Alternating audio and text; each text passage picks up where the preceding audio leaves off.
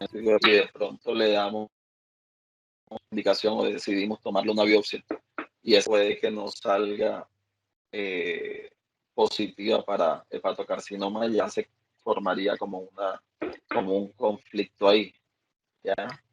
Entonces, por esa razón se dice que no es necesario, con el patrón imagenológico no es necesario hacerle la biopsia. Y sobre todo es por esto, porque un resultado negativo no te va a excluir que ese paciente sí tenga un colangiocarcinoma, ¿ya? La otra forma de hacer diagnóstico también son marcadores tumorales, que son los que estamos viendo acá. Proteína inducida por ausencia de vitamina K, fracciones de la alfa-fetoproteína, que vamos a ver ahorita, y otros más avanzados como el glipicano 3, que eso pues no son, digamos, son laboratorios como un poco más sofisticados que no tenemos casi al alcance.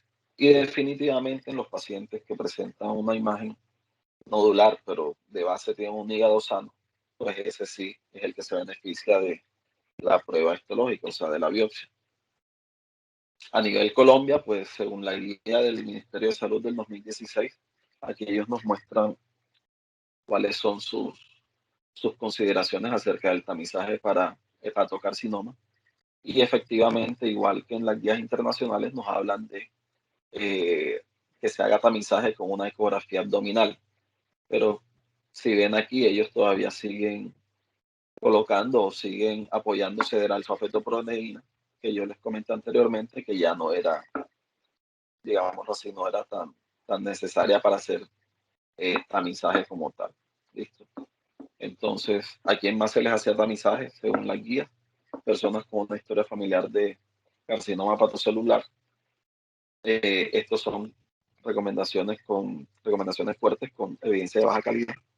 Y los otros pacientes eran personas mayores de 40 años que de pronto no tuviesen, no fuesen cirróticos, pero que presentaran infección por virus de la hepatitis B y sobre todo que presenten niveles a nivel de réplica viral mayor a 2.000 unidades por mililitro. Ya. Bueno, en conclusión, ¿a quién le vamos a hacer tamizaje? A todos los pacientes que son cirróticos, pues porque ya sabemos que el 90% del hepatocarcinoma se presenta en estos pacientes. ¿Cuáles son los otros pacientes? Pacientes que presentan antígenos de superficie para hepatitis B, sobre todo en este tipo de poblaciones especiales, las asiáticas, que ya les expliqué, que por incidencia esto se ve mayor en esta región geográfica y sobre todo en mayores de 50 años. En los afroamericanos mayores de 20 años, no asiáticos, pero que sean de raza negra o afro, mayores a 40 años, sobre todo en los hombres que tienen más predisposición. La relación prácticamente entre hombre y mujer en hepatocarcinoma es de 3 a 1.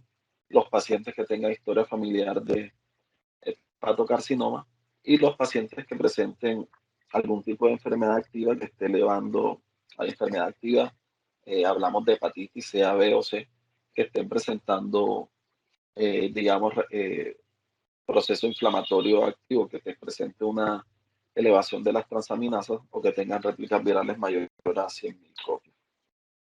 Entonces, ya habiendo estudiado o sabiendo cuáles son los métodos de tamizaje, ahora nos vamos a lo que son las pruebas diagnósticas, cómo vamos a hacer el diagnóstico del hepatocarcinoma. Ya, pues en la parte del tamizaje les adelanté un poco, pero las pruebas están resumidas en estas básicamente, en lo que son los criterios citológicos, citohistológicos o las biopsias, y los criterios no invasivos que son exclusivamente para los pacientes cirróticos, que son los estudios de imagen.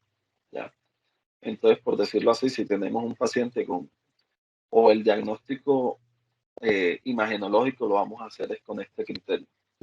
Uno, que sea una lesión focal. Focal quiere decir que esté confinada al hígado mayor de 1 centímetro, y mayor de 1 centímetro. La razón está dada porque los menores de 1 centímetro van a ser mayormente benignos, como les dije anteriormente, casi un 60%. Entonces tenemos una lesión focal mayor a 1 centímetro, en el cual le realizamos algún tipo de prueba imagenológica contrastada, que ya vamos a ver ahora más adelante cuáles son, como lo tenemos acá, que son la tomografía y la resonancia magnética, y tengan el patrón característico del hepatocarcinoma, que es una hipervascularización arterial y un lavado durante la fase venosa.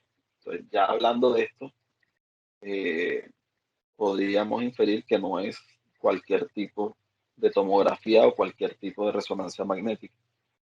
Estos estudios de imágenes primero tienen que ser contrastados y tienen que ser en tres fases: fase arterial, fase venosa y fase portal, por decirlo así. Y lo otro es que para poder detectar estas lesiones también deben tener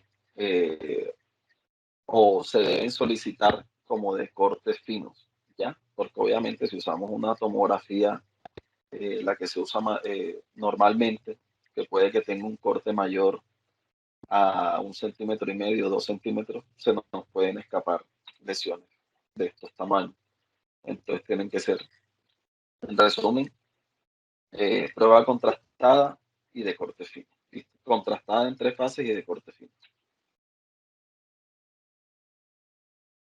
Entiendo por qué a veces se quedan las diapositivas, no me avanza.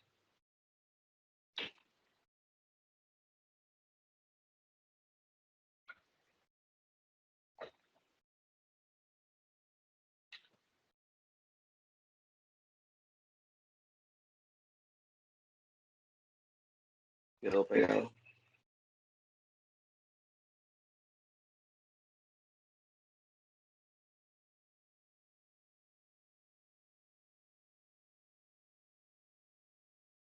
Bueno, digamos que hasta aquí, pues, eh, vamos claro, ¿no? O no sé si alguien tenga alguna pregunta hasta ahora, mientras esto avanza.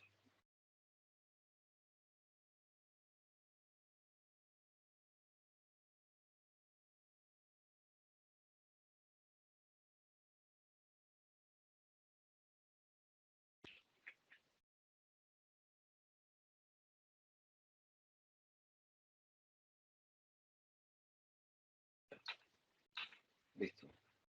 Bueno, entonces en los métodos diagnósticos, la ecografía, como hablamos anteriormente, operador equipo dependiente, más sensibilidad, que es muy variable dependiendo de esto mismo, del operador y del equipo, que es una persona entrenada o que esté familiarizado con este tipo de casos.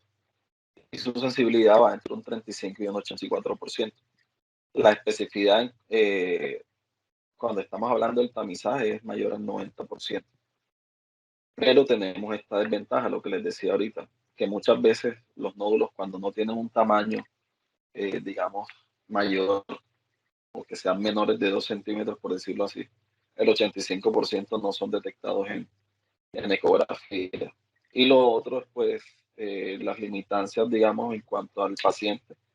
De pronto, si es un paciente muy obeso, pues ya el estudio ecográfico es mucho más difícil por el panículo adiposo que presenta el paciente, entonces no es muy recomendable usar este tipo de imagen.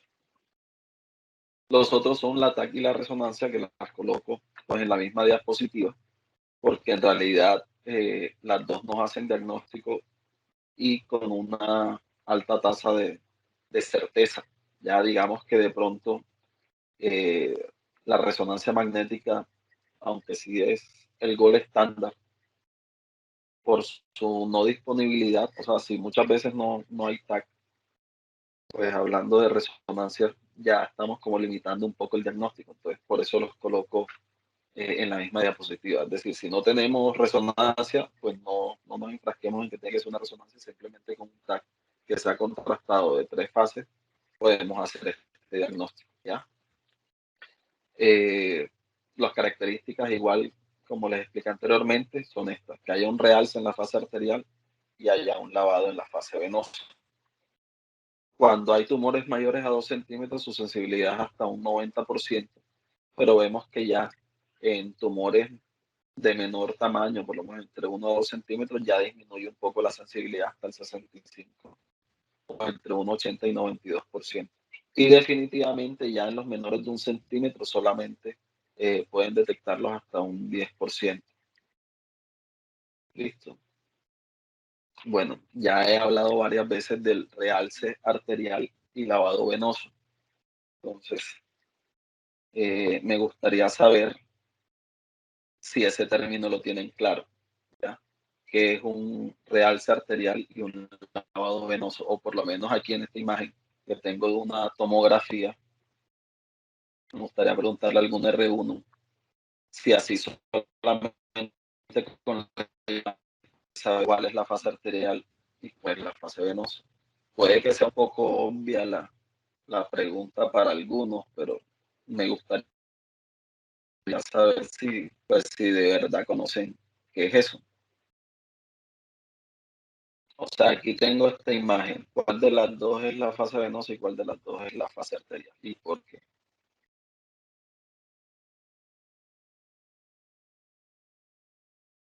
Manuela,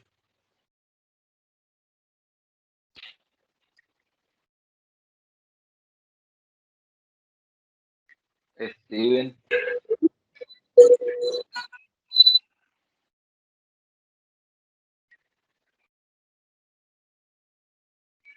David. Doc, pues básicamente tengo entendido que las fases arteriales van a estar asociadas o directamente ligadas con el momento en el que el medio de contraste empieza a tener contacto con la lesión y pues dependiendo de qué tipo de lesión sea, si tiene un caparazón o una estructura circundante calcificada que no esté vascularizada, pues va a tener eh, o dependiendo del tipo de vascularización que tiene, pues si ya tiene captación de ese medio de contraste, pues va a tener va a estar, eso va a definir si es hipo o densa en el momento de la valoración en el TAC, que a diferencia de las resonancias magnéticas, que estas no se diferencian en T2 o en T1, en FLAIR, el TAC directamente pues va a tener una relación con respecto pues a la cantidad de inyección que tenga de irrigación sobre esa lesión en el caso del realce arterial o pues que tenga su retorno venoso en el caso del lavado venoso con respecto al TAC. Bueno, mira la imagen que está puesta. Dime cuál es la arterial y cuál es la venosa. Si la de la derecha o la de la izquierda. ¿Y por qué? Doc, bueno, mirándolo yo hacia la pantalla, la que está del lado izquierdo sería la que está con el realce arterial y el derecho sería el del lavado venoso, porque, pues entre otras cosas, el derecho tiene un componente que podría ser compatible hipodenso o isodenso, que eso es lo que caracteriza a los lavados venosos. Y O pues que simplemente, dale. y que el lado izquierdo, pues que obviamente está la hiperintensidad asociada pues a la demarcación de la vascularización de la lesión con respecto a la captación del medio de contraste. Bueno, básicamente es que tú, en el momento en que esto se capta o se marca, pues estás viendo aquí la aorta, que está con el medio de contraste, entonces ya sabes que esa es la fase arterial. Mientras que en la que vemos aquí del lado derecho, vemos que así baja el contraste en la lesión y ya no hay contraste a nivel de la aorta. Entonces ahí básicamente es que tú eh, puedes establecer en qué fase está el corte. Listo, o sea, Sí, son señor. cositas de pronto sencillas, pero de pronto deben quedar claras, ¿no? Sí, señor. Bueno, igual como tenemos aquí otra imagen, vemos otra vez el mismo patrón, una lesión que se dibuja o hipercapta cuando hay fase arterial y ya se pierde el contraste en la fase venosa. Entonces, esa es la imagen característica imagenológica de un hepatocarcinoma. Y vuelvo y hago el énfasis en que esto en sí solo, o sea, esta imagen es diagnóstica para hepatocarcinoma en pacientes con hígado cirrótico. Listo, solamente en este tipo de pacientes. Como tenemos los dos métodos de diagnóstico, o sea, tanto el TAC como la resonancia magnética, puede que el paciente que estemos estudiando no tenga el patrón típico, pero nosotros tengamos cierta sospecha o sigamos con la sospecha de que el paciente tiene un hepatocarcinoma, pues porque es cirrótico, porque tiene todos los factores de riesgo, pero la imagen que usamos no es concluyente. Entonces, en este tipo de pacientes sí podemos ayudarnos de otras pruebas, ya, como lo son la alfa-fetoproteína, que igualmente antes les dije que sí se usaba con bastante regularidad, pero que los cortes, o no hay, digamos, un corte establecido que se relacione con el estado de la enfermedad. Lo que sí está claro de la alfa-fetoproteína es que cuando uno tiene un paciente con una alfa-fetoproteína mayor de 400, eso sí, es casi que diagnóstico de que hay un hepatocarcinoma. Si tenemos una, bueno, teniendo o no teniendo imagen, una alfa-fetoproteína 400 en un paciente con esta imagen es sugestivo de un hepatocarcinoma. Los otros estudios o las otras pruebas ya de laboratorio que es un poco más sensible es la fracción de proteína. Y esta sobre todo se puede usar cuando haya la sospecha, no haya un diagnóstico de la alfa-fetoproteína, pues tampoco sea mayor de 400, pero hay una sospecha. Si esta está mayor a 20 nanogramos por mililitro, podemos solicitarle la fracción y este sí nos va a ser un hepatocarcinoma. Y ya todavía mucho más avance de gamma carboxiprotrombina y el glipicano 3 que también lo usan por aquí, digamos que no está muy disponible. Entonces, en conclusión, los nódulos menores a 1 centímetro los dejamos como con un diagnóstico incierto o no definido si no tienen el patrón vascular. A estos pacientes se le hace un seguimiento ecográfico, puede ser en 3 a 4. Ya los mayores a 11 se le pide su tomografía o resonancia trifásica. Ya si uno ve sus imágenes características, ya sale el diagnóstico de hepatocarcinoma. Y lo que les comentaba, que sí, definitivamente la resonancia magnética es como que el gol estándar o es la imagen de elección, ¿ya? Pero tenemos el problema de la disponibilidad. Si hicimos una imagen diagnóstica, llámese resonancia magnética, y nos da la lesión, pero sin el patrón característico, pero nosotros seguimos con la duda o la sospecha diagnóstica. Lo ideal es ver la otra de imagen, es decir, si inicialmente le pedimos una resonancia y no sale el patrón, la segunda prueba de elección es la tomografía, ¿ya? Y con esa sí debemos hacer el diagnóstico. Y viceversa, si primero le hicimos un TAC y no tiene el patrón característico, la segunda indicación es hacerle la resonancia magnética.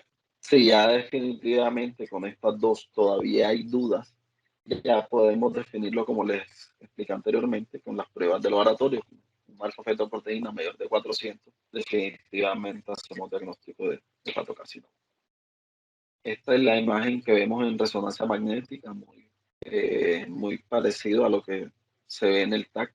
Aquí de pronto un poco más definido. Aquí se ven todas las fases, la que son la fase arterial, la fase venosa, y al final queda como un realce o un caparazón, por decirlo así, un halo característico alrededor de la lesión. Entonces, esto es lo que vemos en una resonancia magnética. Las biopsias, como les dije, no son necesarias cuando tenemos el diagnóstico imagenológico, pero sí se debe hacer en pacientes que no tengan hígado cirrótico de base, ¿ya? ¿Por qué las biopsias no son tan usadas o tan indicadas? Uno, por los riesgos que tienen, como son sangrado o inclusive diseminación de la enfermedad por contigüidad, por decirlo así, que no se lesione ninguna de los vasos que se encuentra en el hígado y haya diseminación ahí local, o siembra inclusive a nivel de la pared o peritoneales. Entonces, por eso la biopsia muchas veces no se indica, ¿ya? Bueno, esto sí, de pronto una indicación es esta, cuando tengamos una sospecha de que sea algún tipo de metástasis, ahí sí es necesario de pronto hacer eh, la biopsia. ¿Y qué tipo de biopsia se usa? Es la percutánea guiada con ecografía. y que sea con una aguja de corte, es decir, que nos saque un bloque celular que nos permita o que le permita al patólogo hacer el diagnóstico. Como se usa la aguja de corte, pues imagínense usar una aguja de corte en un hígado, o sea, el riesgo de sangrado es alto. Pero los radiólogos, los intervencionistas que hacen este tipo de procedimientos, por lo general, después de la biopsia, le colocan algún tipo de hemostático ahí mismo durante el procedimiento le colocan algún tipo de hemostático por la misma guía donde toman la biopsia, pues precisamente para evitar algún tipo de sangrado mayor o algo así. La tomografía por emisión de positrones, pues si muchas veces no, como les dije, si la resonancia magnética es el gol estándar, lo usamos. El PET scan pues, nos es de mucha utilidad en cuanto al diagnóstico de la enfermedad. Este PET scan, como en prácticamente todas las otras patologías, en todas las otras eh, lesiones por cáncer, por decirlo así, lo usamos como seguimiento, digamos, con un paciente que de pronto hayamos hecho una resección o ya haya recibido algún tipo de tratamiento y queremos establecer si hay algún tipo de enfermedad residual a estos pacientes a los que se les ofrece el PET scan. De resto no está indicado realizar nada de eso.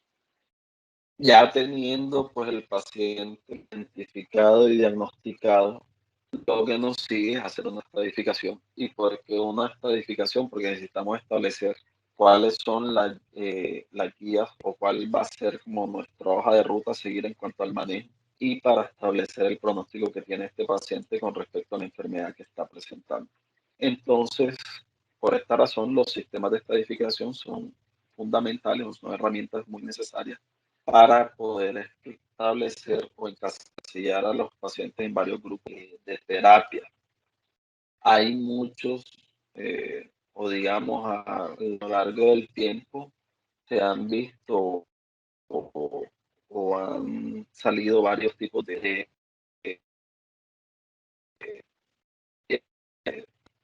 como, sí, como pero no todas han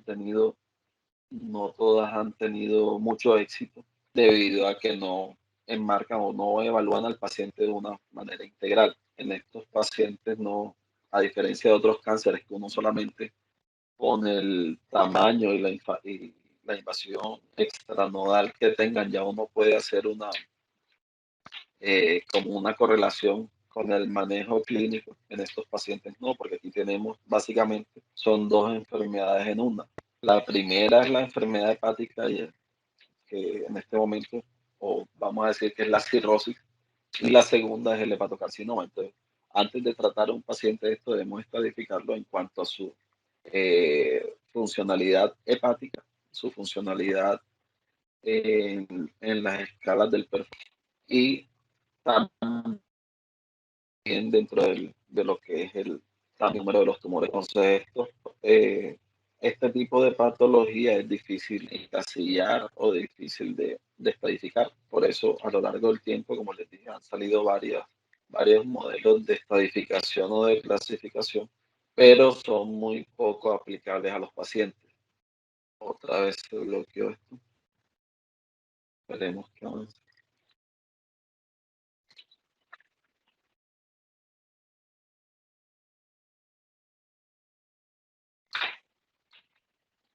Bueno, entonces, como les venía diciendo, lo fundamental o inicialmente lo que vamos a hacer es establecer la función hepática del paciente. Esto lo hacemos mediante los criterios de Child-Pugh. Para los que de pronto, bueno, estas son tablas que uno las encuentra, digamos, en todos los libros en internet, o el que se las sepa de memoria. Pero si no se las sabe, pues está la mnemotecnia BATE. Esto básicamente son dos criterios clínicos y tres paraclínicos. Los clínicos son que el paciente presente ascitis o que presente encefalopatía, y los paraclínicos son las bilirrubinas, albúminas y las pruebas de coagulación. Algunos usan el TP y los otros usan el INR, las pueden encontrar así. El solo hecho de establecer el grado de cirrosis que tienen le da un pronóstico, un grado de supervivencia tanto al año como a los 2 años. Obviamente, entre más comprometida esté la función hepática, este paciente tiene menor pronóstico. Y las escalas de funcionalidad, aquí tenemos dos, pero hay varias. Les traje la de Surot y la de Karnofsky. Ya estos pacientes que se encuentren con una escala de funcionalidad con, digamos, en niveles mayor o un puntaje mayor a 2 para la de Surot o mayor a 50, menor a 50, por decirlo así, ¿no? Y son pacientes con una muy mala clase funcional. Esta tabla le resume prácticamente los sistemas pronósticos que se han hecho para el hepatocarcinoma desde el año 85, pues la clasificación de Okuda, que inclusive todavía se usa, pero digamos, la desventaja de esta clasificación es que no te establece una correlación de verdad con el estadio, o sea, con el avance de la enfermedad, y tampoco te da una guía terapéutica. Por eso es que estas anteriores, lo que es Okuda, Clip, Ketch, digamos, no han tenido como mucha, mucha ventaja sobre las otras. Inclusive en el 2002 hasta la American Joint Committee estableció el TNM, pero este TNM, como todos sabemos, solamente se basa en el tamaño tumoral, si hay invasión nodal, sea loco regional o a distancia, y si hay metástasis. Este TNM también lo usan, pero no nos da una guía terapéutica. Ya la que sí es más usada, o la que vamos a ver, en la que, digamos, estoy basando mis charlas en las guías de la Barcelona Clinic, que la sacaron en el 2012. ¿Y por qué se usa esta? Porque esta se integra prácticamente lo que es la funcionalidad hepática, la funcionalidad de la persona, el estadio tumoral, y da unas indicaciones en cuanto a manejo para los pacientes, ¿ya? Y básicamente las guías están basadas todavía actualmente en la guía del Barcelona Clinic. Ya una que es un poco más nueva son la guía de Hong Kong, que salió en el 2014, pero que es mucho más compleja, como vamos a ver ahora en la otra diapositiva, y que de pronto la aplicabilidad es un poco más, todavía está muy limitada porque los estudios que hay no los han hecho basándose en esta estadificación. Aquí tenemos la clasificación de Okuda, pues que prácticamente mira son como criterios paraclínicos y da un puntaje de supervivencia, pero no te establece ninguna opción terapéutica. El TNM, como les dije ahorita, el tamaño tumoral, clasifica por estadios, pero aquí cuál es la disyuntiva, que pacientes con, digamos, un nódulo muy grande puede tener una buena función hepática, y viceversa, un paciente con un nódulo pequeño puede tener una muy mala función hepática, entonces esto no te va a establecer una hoja de ruta para el tratamiento de estos pacientes. Y la de Hong Kong, que fue digamos que es como la más nueva, que esta pues ya la vemos que son demasiados estadios y ni siquiera estadios y subestadios. Y pues que todavía, como los grupos de estudio no, no han sacado resultados en base a esta edificación, todavía se sigue usando la guía del Barcelona Clinic, que es la más, como que la que más orienta el tratamiento para estas personas. Entonces, esta edificación basada básicamente en lo que es la carga tumoral, función hepática y presencia o no de síntomas asociados al cáncer que presenten los pacientes. Guías americanas y europeas, estas están basadas son en las guías del Barcelona Clinic, como ya les dije, y les expliqué la razón del por qué, y aquí les traigo la evidencia de esta guía europea. Ellos hacen una recomendación muy fuerte de que se debe establecer un sistema de estadiaje para el paciente con carcinoma hepatocelular, y a su vez aquí también hace énfasis en que el puntaje o la puntuación de la Barcelona Clinic es la que ha sido validada en la mayoría de los ensayos que se han hecho en cuanto a este tipo de patología. Y aquí estamos, la estadística. La podemos ver en la parte de arriba, donde habla de los estadios. Cuando uno lee, dice que tiene solamente 4 estadios, por aquí podemos ver que hay 5. parece como si ellos no metieran el estadio muy temprano dentro de la estadificación, que cuando uno está dice que tiene solamente 4 estadios, pero en realidad al estadio muy temprano, el estadio intermedio, el avanzado y el segundo ítem que ellos tienen es el tamaño del tumor o del nódulo, siendo de 2 mayores a 3 centímetros, y en cantidad, si es un nódulo, varios nodos los que están afectados. Ya el intermedio es una enfermedad multinodular y que tenga una función hepática un poco más deprimida, que sea un child, puede ser hasta. Ya el estadio avanzado es cuando hay invasión portal, también con una prueba de Child-Pugh, puede ser A o B, y ya definitivamente es el estadio terminal, que independientemente de la cantidad de nódulos que tenga, si es un Child-Pugh 6, ya este paciente encasilla en estadio terminal. Entonces desde ahí se va dando la hoja de ruta para el manejo de estos pacientes, ¿ya? Y aquí este rayo o esta indicación que les coloco en la mitad de la tabla es para que, digamos, hasta aquí es donde debemos llegar. Hasta este estadio, pues, si uno se pone como que estricto y dice, bueno, si tenemos todos los medios para hacer el diagnóstico, si sabemos cómo hacer el tamizaje, si sabemos cuáles son los pacientes que tienen mayor riesgo, uno diría, no hay razón de ser de que todavía estemos haciendo diagnósticos en estados avanzados.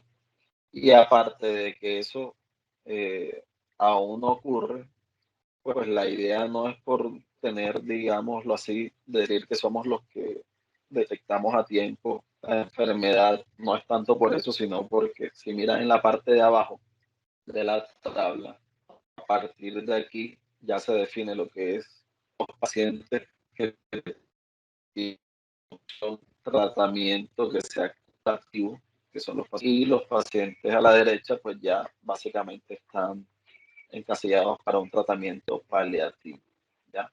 Entonces, por eso es la importancia de que hasta aquí es que nosotros debemos hacer el diagnóstico patológico. Lo ideal, hacer los estadios muy temprano. ¿Listo? Pues esto, de este lado, todo bien. De este lado, pues ya el paciente tiene.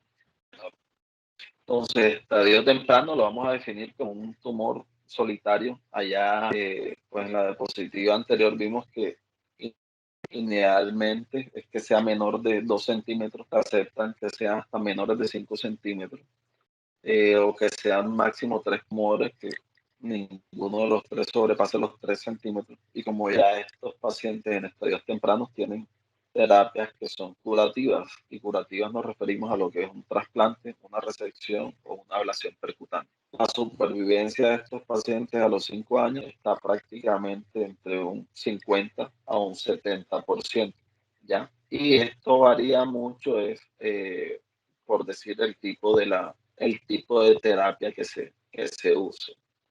Digamos, si solamente hacemos una resección, como vamos a ver más adelante, vamos solamente a quitar la lesión, la que tiene el problema, pero de base el paciente va a seguir con un paciente con hígado que cirrótico y que en cualquier momento puede presentar una nueva enfermedad. Ya el estadio intermedio son los tumores multifocales, puede que tengan la función hepática conservada, el paciente aún puede que esté asintomático. Eso sí está claramente establecido, pues que no debe haber una diseminación extrahepática, ya sea nodos, enfermedad nodal o invasión vascular de los pedículos hepáticos. Y ya estos pacientes pues ya no tienen un tratamiento que es curativo, sino ya es paliativo. Ya, el tratamiento, el único, pues hasta ahora que ha demostrado beneficio en la supervivencia es la quimioembolización transarterial, que es una de las opciones terapéuticas que se le ofrece a este tipo de pacientes en estadio intermedio. Ya aquí, como podemos ver, su supervivencia a los 3 años baja solamente hasta el 66%.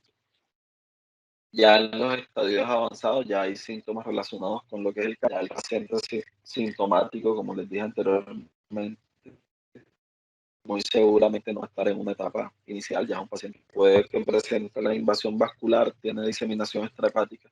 Estos pacientes, si no se les da ningún tipo de tratamiento, su pronóstico o expectativa de vida es menor a 1 año. Y a este tipo de pacientes, pues está establecido que el beneficio para su enfermedad únicamente está con la terapia sistémica, que es el sorafenib como primera línea terapéutica.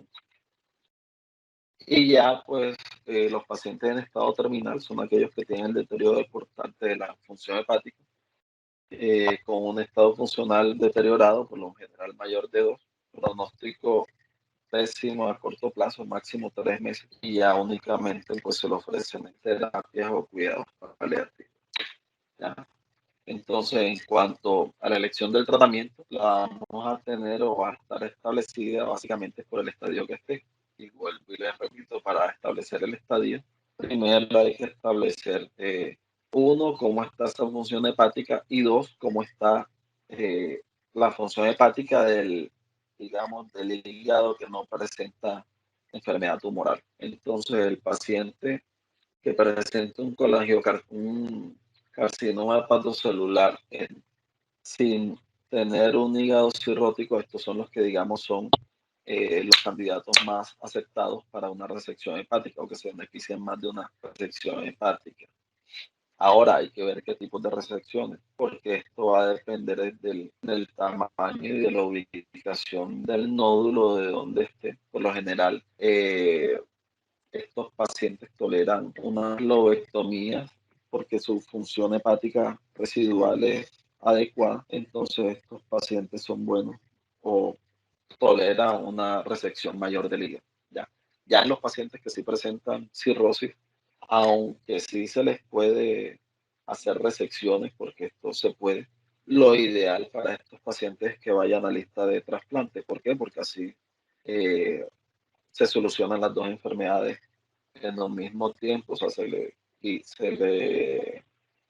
cura el cáncer y de una vez con un hígado nuevo ya va a mejorar o se le va a quitar la cirrosis también.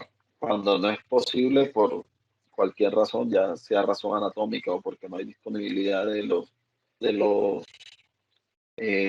las listas de trasplantes que estén muy largas, es posible que estos pacientes puedan acceder a algo que se llama una terapia puente, es decir, hacer algún tipo de intervención antes de que ese paciente sea llevado a trasplante. ¿Ya? Y definitivamente el único enfoque paliativo que ha tenido un impacto positivo en la supervivencia son los que lo comenté anteriormente, que son la inmunoembolización transarterial y la terapia sistémica con sorafenib. ¿Ya? Entonces, terapia o estrategia de tratamiento nos basamos child-put, si hay invasión extratumoral, si hay nódulos, si hay invasión vascular, metástasis o trombosis de la vena porta, que es algo ya también autonomónico, una enfermedad avanzada. Si al paciente se le hace, pues debemos hacerle un TAC de ectografía para establecer si hay metástasis a hueso o a pulmón, perdón, y una magamografía ósea para ver si hay metástasis a hueso, que son como los sitios predilectos para hacer metástasis de este tipo de carcinoma. Los pacientes que van a resección, pues son, como les dije anteriormente, los que son candidatos, por lo general son los pacientes que tienen un hígado no cirrótico y tumores pequeños o tumores unidad. Y también les comenté que se podía hacer en pacientes con cirrosis, pero un paciente que tenga una cirrosis bien compensada en estadios iniciales. Básicamente, pues lo que se mira es que el paciente tenga unas pruebas de bilirrubinas que estén normales y que haya ausencia de hipertensión portal. Ya cuando tenemos hipertensión portal, pues ya este paciente pues es más difícil que se beneficie de esta estrategia.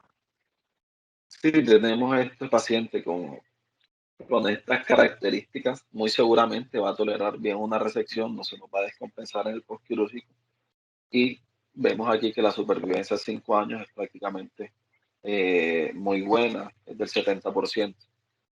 ¿Cómo medimos si hay o no hipertensión portal? Pues básicamente hay dos formas. Uno es haciendo cateterismo de la vena hepática directamente, que es el que nos da la mayor precisión con una digamos, con un punto de corte en los 10 milímetros de mercurio. Y lo otro es por un método indirecto, que es la elastografía, que es un estudio de imagen que nos permite establecer la rigidez del parénquima hepático como tal.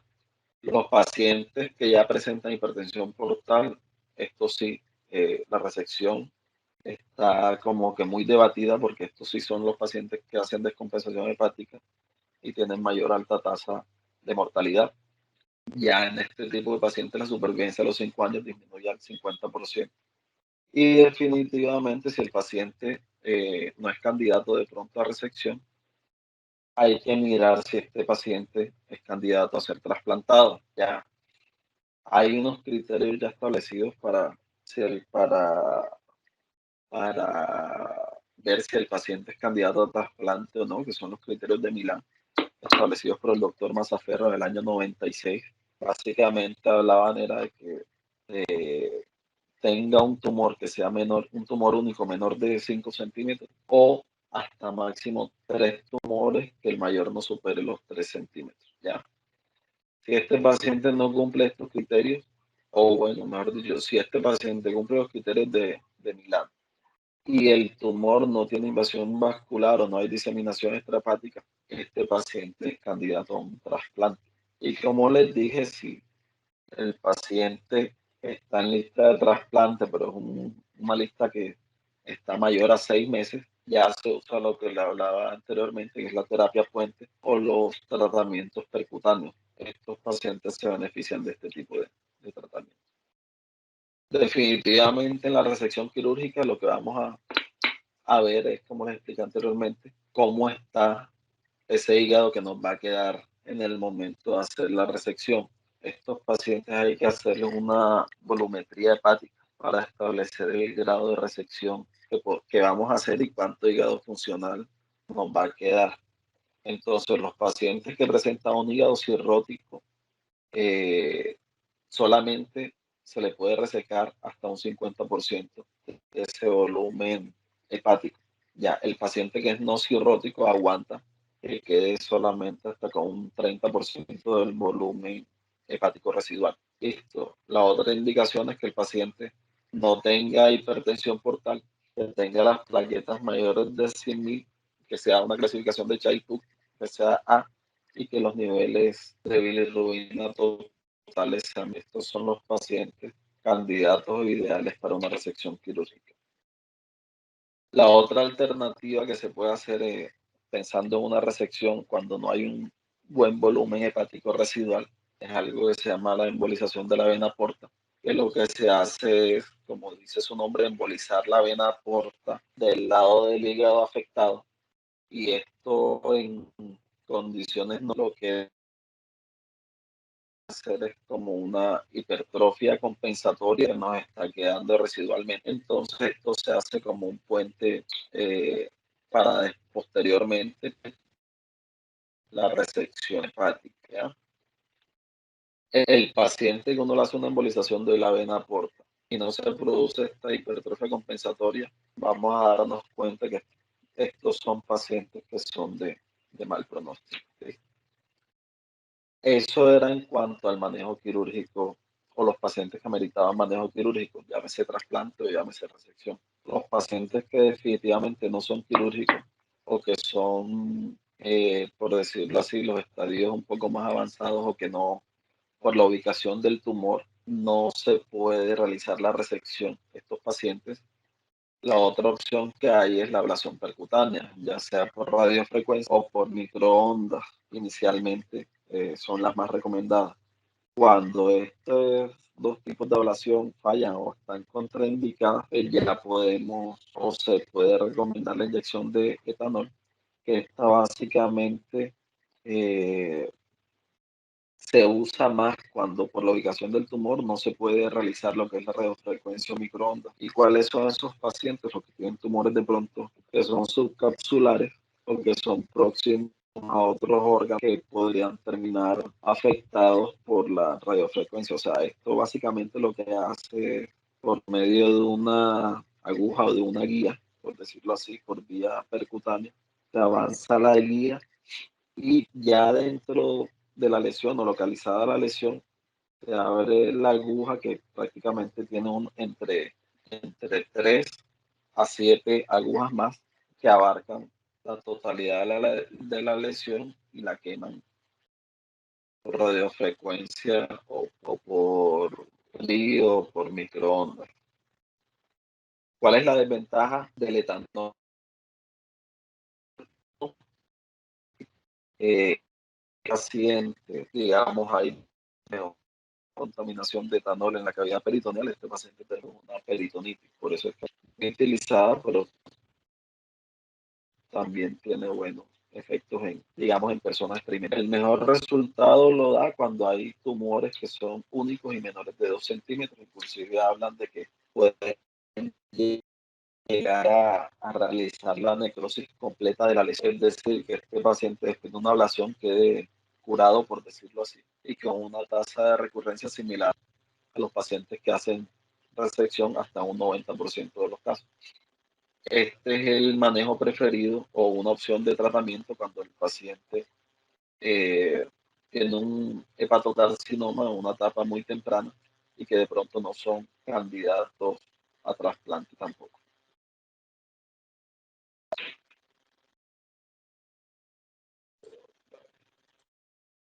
¿Ya? Aquí está la imagen o digamos una gráfica que nos muestra la ablación. Aquí se introduce la guía bajo ecografía y ya teniendo localizada la lesión se despliegan la aguja que se abre como con esta coronita, por decirlo así, que abraza la lesión y ya pues se le aplica lo que es frío, calor o microondas. Los pacientes ya no quirúrgicos, pues también tenemos los que son pacientes que tienen una enfermedad avanzada, ya estos pacientes se benefician más, como le dije anteriormente, de la quimioembolización transarterial. Eh, ¿Cuáles son este tipo de pacientes? Los pacientes que tienen un hepatocarcinoma irresecable, ya sea por el tamaño o que sea multifocal o que tenga invasión de la vena porta, a pesar de que el paciente, o bueno, el criterio para hacerle la quimioembolización transarterial es que sea paciente con una función hepática conservada y que no esté sintomática. Eh, Esto ya está estudiado. En el 2011 los doctores en el estudio que ellos consideraron encontraron que esta fue la única terapia paliativa con impacto estadísticamente significativo. Y ya cuando los pacientes pues no son susceptibles de quimioembolización tras ya lo que viene es la terapia sistémica que, como les expliqué anteriormente, está el torafenib como medicamento de elección de primera línea. Ya en un último, pues tenemos ese paciente que es el terminal, que es el CHAI-C, que tiene una invasión tumoral establecida ya por imagen, con una funcionalidad mayor, o sea, un puntaje de funcionalidad mayor a 2, ya este es el paciente que va a manejo paliativo. En cuanto a que es mejor si resección o trasplante, pues tenemos que los pacientes que cumplen los criterios de Milán y los de la Universidad de San Francisco, básicamente la sobrevivibilidad es equiparable, tanto en la una como en la otra. Eh, Digámoslo así, que hay mayor recurrencia con la resección, pues como les expliqué anteriormente, porque solamente estamos quitando un nódulo, pero nos queda un hígado que es cirrótico y tiene otros 1000 nódulos más que cualquiera de esos puede progresar a un hepatocarcinoma. Ya, resección se indica también cuando la lista para el trasplante es muy prolongada, mayor de 6 meses en sitios donde hay donantes escasos. Estos pacientes se les puede plantear una resección. Y los criterios ideales para hacer una resección hepática son los que tenemos aquí en la tabla: un tumor único que sea menor de 5 centímetros, que presente una bilirrubina normal, que no tenga hipertensión portal, es decir, que la presión de la hepática sea menor a 10 milímetros de mercurio. Contraindicaciones para resección, también los hablamos ahorita en la tabla de la Clínica de Barcelona, que sea un estadio C de la clasificación de Child-Pugh, una hipertensión portal muy grave, un MELD score, ahora vamos a ver qué es el MELD score, que sea mayor de 8, el volumen plaquetario menor de 150.000, que cuando se le haga una volumetría, la reserva hepática sea menor al 40 o 50%. en los pacientes cirróticos o hasta un 30% en los pacientes no cirróticos. Y obviamente, pues en los tumores que sean mayores de 10 centímetros, que tengan invasión vascular.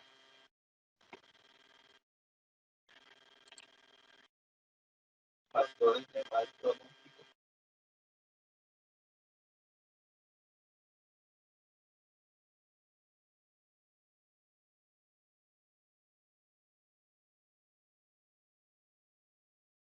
Aló, aló, aló. Sí, se te escucha, se te escucha. Oigo. Ok, listo.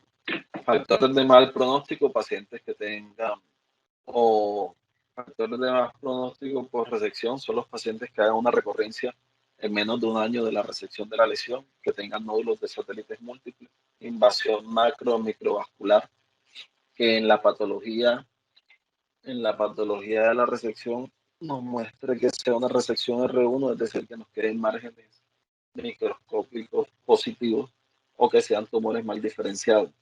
También los pacientes que no, digamos, que hay un mal pronóstico para una resección, son estos, como les dije anteriormente, que tuvieron una alfa-fetoproteína mayor a 400. Estos pacientes no, definitivamente tienen mal pronóstico para la resección. Y lo que les dije del índice de Mel que vimos en la tablita anterior es un índice que se usa para establecer la prioridad de los pacientes que son candidatos a trasplante. Este índice de Mel es una matemática que usa lo que es la creatinina, la bilirrubina y el INR y nos da un puntaje. Pues, porque por decir, la lista de trasplante no es el que escriban de primero. Estas listas de trasplante lo que hacen es ubicar a los pacientes, por decirlo así, que están más graves como para priorizar el trasplante hepático.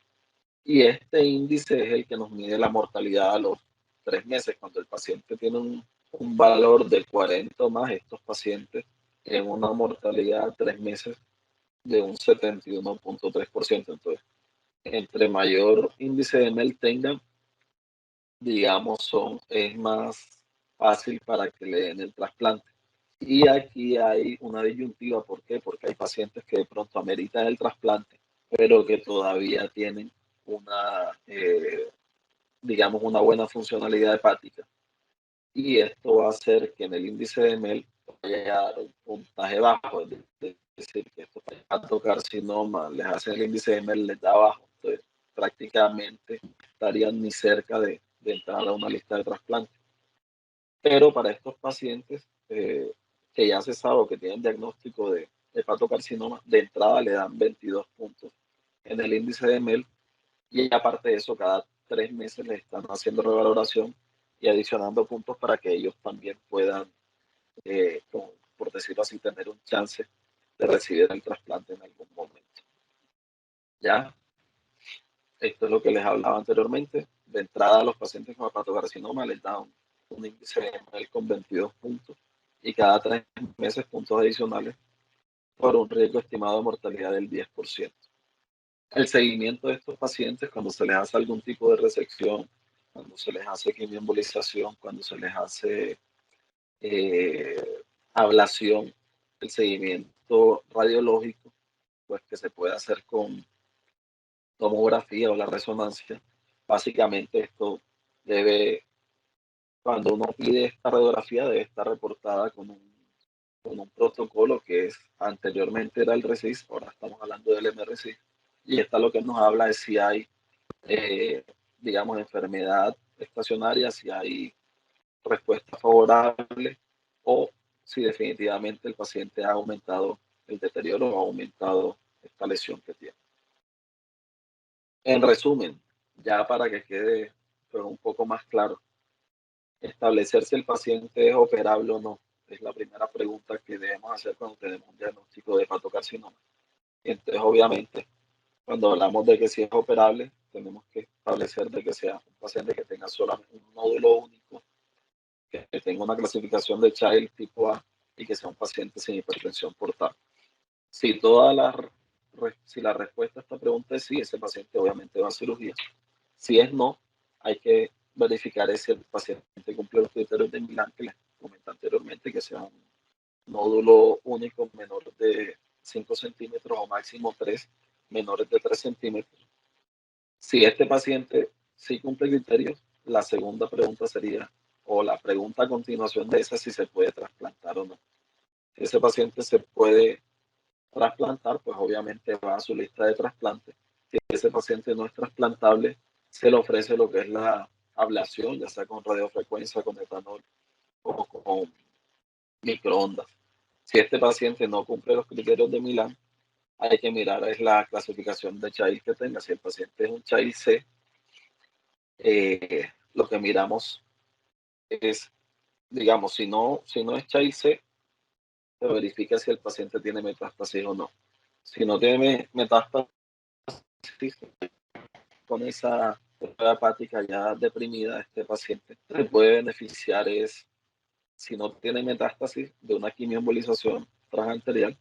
Y en caso de que tenga metástasis, este paciente lo que requiere es una terapia sistémica, inicialmente con el sorafenib, que es el de elección. Y ya si la respuesta es sí a que el paciente sea un Child C, ya pues con esto tenemos que es un paciente que es paliativo.